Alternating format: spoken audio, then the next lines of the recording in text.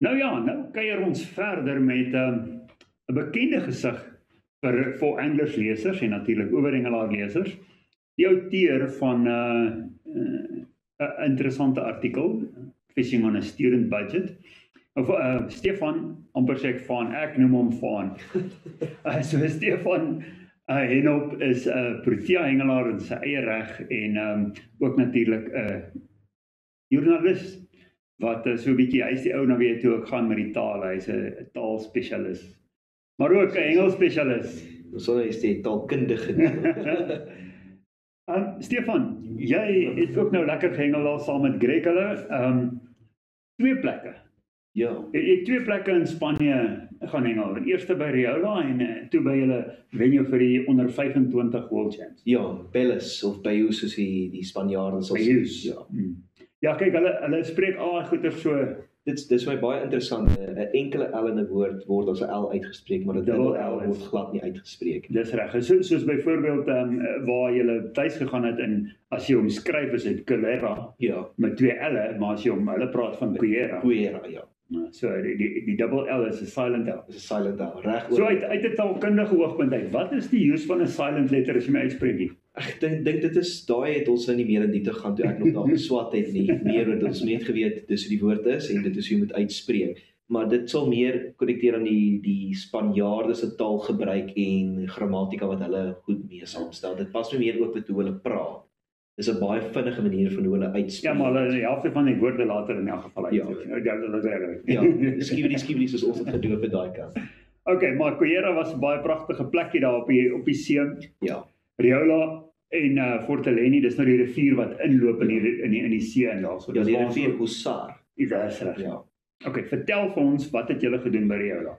So ons eerstens ons feeder hengel daar gedoen en ons het die Iberian Masters gehengel daarso wat nou dit is seker die grootste hengelkompetisie in Europa in terme van feeder hengel en paalhengel. Nou weens die vloed die paalhengel het nou nie deelgeneem het, so ons was net die feeder hengelaars, maar 78 hengelaars waarvan ek dink meer as die helfte al 'n wêreldkampioen was op deel van 'n wêreldkampioen span. En dit was nou meer vir voorbereiding vir die meesterspan gewees vir hulle wêreldkampioenskappe wat net 'n week later plaasgevind het. Maar die Iberian Masters het niks uit te waai met Masters hengelaars soos wat ons ken uit 'n ouderdom oogpunt nie. Dit is eintlik meesterklas hengelaars, is dit Ja. korrek? Dit is korrek. Ja. Dit is nou meer dit het baie klein begin in terme van net Spanjaarde deelgeneem en toe dit net uit basies ontplof in die wêreld. Jy het groot kanonne soos Tom Pickering, Simon Fry, Darren Cox, baie van die Thomas Walter. Thomas Walter het daar deelgeneem. Van die vorige Roemeniërs, Ciprian was daar so jy groot kalibers wat daar tussen jou deelneem. So dit is seker van die beste ervaring wat ek nog in my hengelloopbaan gehad het daarso. Okay, vertel vir ons wat se faset of hoe word daar gehengel? So daar's 2 tipes Iberian Master. Daar is die classic feeder soos wat ek meer in my normale tyd sal doen en wat ek voor Protea klere gewerf het. Dan is daar ook later die jaar die freestyle method feeder Iberian Master. So ons het nou aan die classic feeder deelgeneem wat ook nou weer bevoorbereiding is vir die meesters wat gehengel het. Maar die meesters het ook classic gehengel. Jy was betrokke by die meesters ook. Ja, ek was daar betrokke gewees. Ja. Okay, so die doel wat julle gegaan het was so bietjie dubbeldoelig. Ja. So eerstens sal ek sê die hoofdoel vir hierdie was per die geleentheid wat die kompetisie plaasgevind het, het ons nou die kans gehad om 'n week voor die amptelike oefendag van die wêreldkampioenskappe te kan gaan oefen. So dit was myself, my pa Etienne Henop en Louis Steyn en dan Greg Durant. Ons 4 het gegaan en ons het meer gebruik net om die venue te leer ken en te weet hoe werk hierdie venue. Ons het geweet deur al die video's, al die artikels gelees, dit is 'n baie spotty venue, dit is 'n moeilike venue. So ons wil nou fisies gaan kyk het hoe moeilik is dit en hoe kan 'n Suid-Afrikaner nou gaan perform soos die Engelsman sê. Daarso nou dan nou vroeër af 'n plan saamstel vir die meesterspan. Dit was ons groot doel. Die tweede doel was dit was altyd my droom gewees om die Iberian Masters te gaan hengel net vir die ondervinding en die ervaring daar. So dit was maar ook dan 'n bietjie van 'n vakansie voor die tyd wat ons daar gaan doen het. Dit was alles behalwe vakansie, hulle het hard gewerk om daar te doen. Dis moeilike hengel. Dit is bitter moeilik. Stresvolle hengel. Ja. Is dieselfde rivier wat ons gehengel het 2 jaar terug in Spanje met die feeder World Champs. So was dit ook weer gewees, jy moet aan die oorkant hengel en 'n stadiger tipe hengel, dis nie 'n tempo hengel nie. Dit sal ek sê, daar was 'n paar veranderinge teenoor laas keer wat oom hulle daar was. Dit was gewoonlik hoe ons gehengel daar was om teen die ander kant te hengel, teen aan die oorkantste wal. Ja. Die vis wou glad nie in daai wal gewees nie. Ek het die eerste oefendag teen die wal gehengel, dan praat ek van 30 cm van die wal af. Die vis wou nie daar gewees het nie. Hulle was so 'n bietjie middel gekom. Ja, so die rivier maak 'n baie sterk ledge af en dan plat hy uit. Die vis wou daar waar die ledge en die platheid ontmoet, dis waar hulle wou gewees het in die diep water en diepte gewys is tussen 6 en 8 meter diep. So die mense wat aan die oorkant gehengel het of klein karasjeetjies of bleek gevang of palings, wat nou nie tel nie, maar as jy in die dieper water was, het jy die karp gekry. So daar was 'n bietjie van 'n verandering wat ons sien het na die vloede. Die vis wou nie meer in die vlak water wees nie. Hulle wou in die diep water 'n bietjie meer rustiger was in terme van die vloei wat op die rivier was. Was hulle op julle tone of was hulle eintlik maar oorwegend die diep water aan die oorkant? Ek sal sê die penne wat ek persoonlik getrek het, elke dag het ek my groter vis teen my voet op 10 meter gevang. So waar die wal voor my uitgeplat het, ek het hier gehengel en dan daai so 5-6 meter van die oorkant af in daardie diep water het ek ook gehengel. Jy het meer vis aan die oorkant gekry afhangend van jou sone en dan as 'n banker wat ek sê die 'n desperate move het jy nader gekom tot op jou voete. En ek het elke dag 'n karp van 5.7, 5.9 kg se vang onder my voete. So die vis wou nie in die middel wees of aan die oorkant wees nie, hulle wou in die dieper water gewees het. Ons dink hy meer goed het bo weggespoel as wat onder weggespoel. So die vis was meer gemaklik om onder te wees. Okay, kom ons som so terwille van tyd so 'n bietjie op. Wat was jou grootste leerpunte uit die Iberian Masters? Plumbing.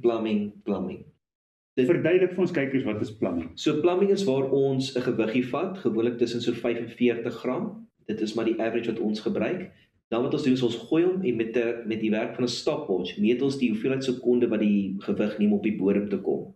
Ons gebruik dan ook die gewiggie sodat ons die bodem kan bepaal of 'n gravel is, silt is, sand is. Wat ons gesoek het by die Iberian Masters was klippe wat van die wal van die rivier afkom tot op die bodem, waar dit dan grys raak. So dit was om te plant tussen die klippe, om dan hierdie klein gravel of grys patches te kry.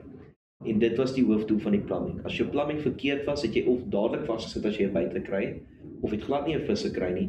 En dit was alles om gravel patches te soek en tussen die groot klippe te hengel. En dan ook om te bepaal dat jy nie oor die rivier gooi. Dat jy daai afstand kry. Ja, en 'n ander punt sal ek sê is sticky maggot. Ek het al van tevore met sticky maggot oor see gehengel, maar die kwantiteit wat ons nou gebruik het, was 'n ander formaat. So daar het 'n mens baie meer geleer hoe om sticky maggot te hengel effektief. En dit was baie kritiek. Dis baie ander maniere daar het nie gebruik. Jy moes sticky maggot. Party mense het voer saam gehad of hempsaad en pitte en baie particles. Wat ek gesien die groot fout was wat sekere mense gemaak het, ander hengelaars het met voer gehengel. As jy met voer gehengel het, jy palings of bleek gevang of karasjeetjies wat glad nie help nie. Dit was as jy nie sticky maggot of maggots op jou boks gehad het nie, kan jy maar vergeet om te wen. Okay. So dit was 'n kwantiteit van 2 liter sticky maggot elke dag en dan 'n bakkie groot maggots en dan rooi maggots. Dit was die 99% van ons plan. Die kleurverskil belangrik geweest, moes jy meer as een op hê van verskillende kleure of net een? Hoe ons gewerk het daarso was die water was redelik gekleur geweest. So as die vis gebyt sal hy nou net wit maggots sien oral lê. So wat ons gedoen het is teenoor die Engelse het gelike om rooi maggots in hulle sticky maggot te meng. Ons het dit uitgehou en net wit maggots ingesit. En dan net op die hoek het ons 3 wit maggots opgesit en dan 1 rooi maggot as 'n sighter. En dan gewoonlik 60% van die keer kry jy vinniger byt as jy 'n byt kry. Ons het dit ook gehad destyds by Fort Aleni. Ja. Dat daai rooi definitief 'n verskil maak. So uit 'n leerpunt oogpunt, jy sê plumbing was belangrik, sticky maggot was belangrik, kleurkontras was belangrik. Ja. Wat is daar nog wat jy geleer het wat jy deurgetrek het wêreldkampioenskap? Akkuraatheid. Dit kon ons sien in terme van as jy nie akkuraat op jou koel was, en ek praat nie van 'n meter by meter nie, 'n halwe meter by 'n halwe meter.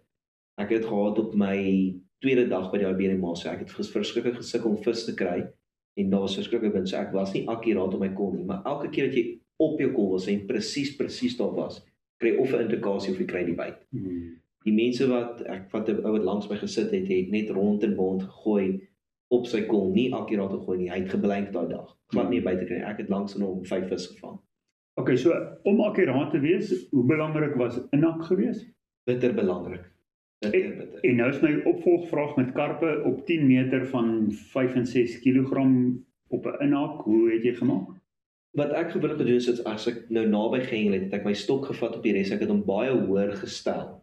Dit gee my net die leverage van die stok as jy die byt kry, want die byt is bitter aggressief. Wanneer jy stok oorgebuig het, sal ek net dan ek genoeg tyd om die stok terug te bring en dan my hand so lank reg te kry op die katrol dat as hy begin loop kan ek uithaal. Het jy dan jou lyn gemerk? Ja, ek het my lyn gemerk. Okay, en dit was natuurlik baie belangrik. Ja, dit was. So ek sê as die mense op die kol was, net jy die vis gekry nie. Okay, dis ons op 4 leerpunte. Wat is daar nog? Ek sal sê dit was maar die hoofleerpunte vir my gewees, en dan sal ek sê ook die cages het 'n groot verskil gemaak. Ons het begin met window feedertjies soos julle hier kan sien, die heksagoon window feedertjies soos hierdie. Dan dit was die beginfase wat ons sien om die aas vinnig op die bodem te kry deur die stroom. Wat ons toe besef het is dat hierdie distance feeders, hierdie wat soos die draad het of wat toe is, dit is wat 90% van die hengelaars op die rivier gebruik het. En dit was die beste method wat ons gesien het werk. Dit kry jy aas vinnig tot die bodem en as jy gerelease het, release alles vinnig op jou kolletjie. Ja, met die sticky maggot met die window feeder is daar geneig om 'n bietjie terug te kom. Ja, gewoonlik met die two window feeders sal sien die maggots kan nie altyd uitkom nie, want daar's nie genoeg vloei van water sal ek sê om uit te kom nie met die dat hy toe is. Dan vir ons naby kol het ek opgelet dat die window feeder of die distance feeder nie vir my so goed gewerk het. Ek het toe oorgeskakel na iets wat ons by die wêreldkampioenskappe by my wêreldkampioenskap gedoen het. Dis om 'n klein 20 gram open-ended cage feedertjie te gebruik.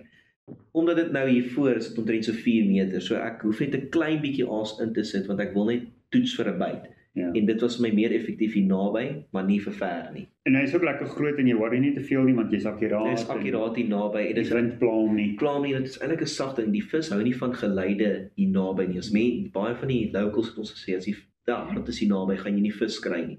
Hulle is shy away van die naby kol. So met die klein vuurtjie maak net 'n ploep en jy pla glad nie die vis wat hier voorvoer nie. So dit was die cage keuse was ook bitter belangrik geweest by die venue self.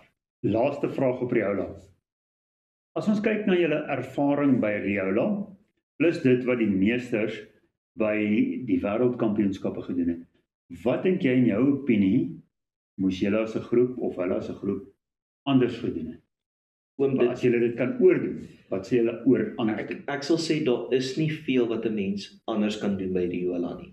Riola is 'n baie standaard venue. Dit is sticky maggot hengel, dis maggots op die hoekhengel, dis aan die oorkant en naby hengel, punt. Dit is seker een van die mees eenvoudigste venues wat ek nog gehengel het. As daar iets is wat ons kan verander, sal die penne wees, die peg draw. Daarin kan jy niks doen. Daarin kan ons niks doen, maar dit was regtig 'n luck of a draw geweest. Daar was groot kanonne wat in die meeste ringe, Tom Pickering wat voorgeloop het die eerste dag, wêreldkampioen saam met José Collado van Portugal. En die tweede dag geblank. Tweede dag het hulle geblank oor die pen trekking. Ja. So in 'n tegniese hengeloogpunt dink ek nie daar is veel om te verander nie. Dit is regtig net vir luck of a draw. En maar ons het ook nou gehoor soos by Greg baie goeie resultate gekry. Ja. Jou pa het ook op die eerste dag 'n baie goeie dag gehad en sekerlik met die visse wat hy verloor het naby aan die eerste of tweede plek kon gewees. Ek dink as hy net die twee van die visse wat hy verloor het gevang het, kon hy definitief die eerste weggevat het van die Engelsman Richiel wat toe tweede algeheel geëindig het. Die tweede dag het hom bietjie gekos want my pa daai pen in die Iberian Masters getrek en een klein babel gevang op daai pen. Ja, dit is 'n moeilike pen. Dit is 'n bitter moeilike pen. So daar is penne wat ons weet as jy die pen trek. Ek kan dit nie anders dan te sê dit is 'n feit. Jy gaan of een visietjie vang of jy gaan bly. Die laaste vraagie wat ek het. En dis iets wat ek as hengelaar mee sukkel. Dit lyk vir my asof jy 'n redelike mate van geduld moes gehad het. Ja. Jy moes 'n bietjie op jou hande gesit het en hoe het julle bepaal wat was daai tyd gewees en wat was dit op die einde? So ek sal sê wat ons gereed die Engelse was lief om nie 'n stok langer as 7 minute te los nie. Dit is nou een van die spanne wie ons moes stophou. En toe ons het begin op 'n 15 minute tempo. Ek persoonlik op 15 minute begin want ek kan ook nie op my hande sit nie. Ek moet besig bly. En toe begin 'n mens net rondspeel om 'n minuut langer te los, en toe kom ons agter dat die bytempo teenoor die mense wat die hele tyd 7 minute uithaal, jy is eintlik 'n minuut of 2 af wanneer jy weet hy hom gaan vat. Ek kan op my counter kyk wat ek my gooie tel. Ek het dalk hierdie dag 10 of 15 gooie gegooi, maar elke gooi was of 'n byt of 'n indikasie vir vis gewees. Net om 20 minute te los, want my byte was tussen 17 tot 19 minute gewees. Okay. Ja, dis nogals 'n ander denkwyse teenoor wat ons hierso het in Suid-Afrika ook. Okay. Al baie dankie vir jou deel. Dit is net 'n plesier hoor.